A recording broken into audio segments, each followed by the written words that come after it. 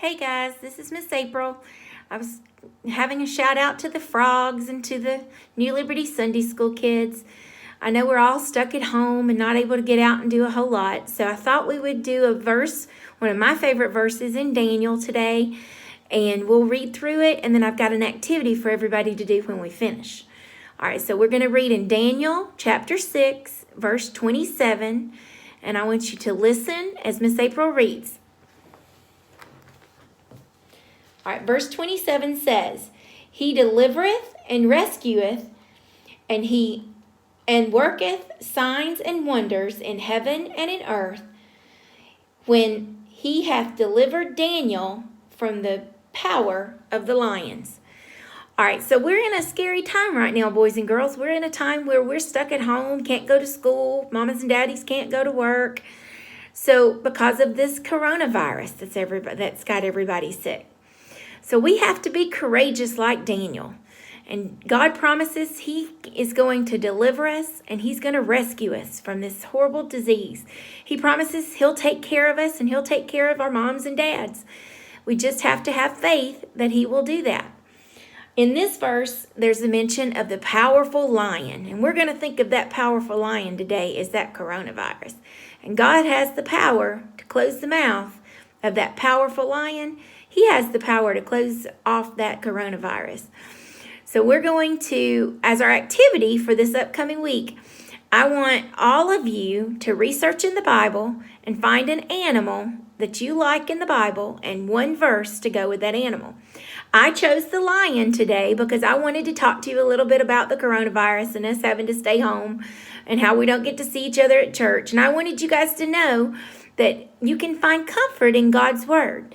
So I want you to work with your mom and your dad or your grandma, grandpa, whoever you have, and I want you to find a verse in the Bible that has an animal in it.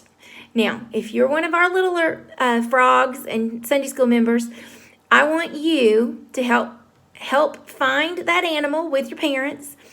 I want you to have them write it down for you. And I want you to come up with some kind of picture or art project or puppet, whatever you want to make, to go along with that verse to show your animal, okay? You can just draw me a simple picture if you want to. If you're in elementary or in middle school, I want you to find your verse in the Bible. Mom and Dad can help if they want. I want you to write your verse down so you can read it next time we're together. And I want you to come up with an art project to go along with your animal. If I were making an art project, which I will, since I chose the lion, I'll make a lion for the next frog meeting. I want you to come up with any kind of craft that you can think of. Or if you just want to draw a picture, that's fine too. But you need to write your verse down so you can share it with everyone. All right, if you're my high schoolers, middle and high school, this would be Wyatt and Joshua, and even Layla if you want to do it, Layla. I want you to find a verse in the Bible with an animal in it. I want you to be able to tell me why you think God used that animal in that verse and what that animal stands for in that verse. Just like the lion in this one stood for, it was courageous and it was fearless. But God was still able to close the mouth of that lion. I want you to be able to tell me about your verse and what your animal is, and give me some information about your animal. I would like to know what its characteristics are, how big it is, how tall it is. Joshua and Wyatt, I know you like to tell about how tall things are. Go ahead if you want to draw a picture, if you want to do an art project, you're welcome to do that.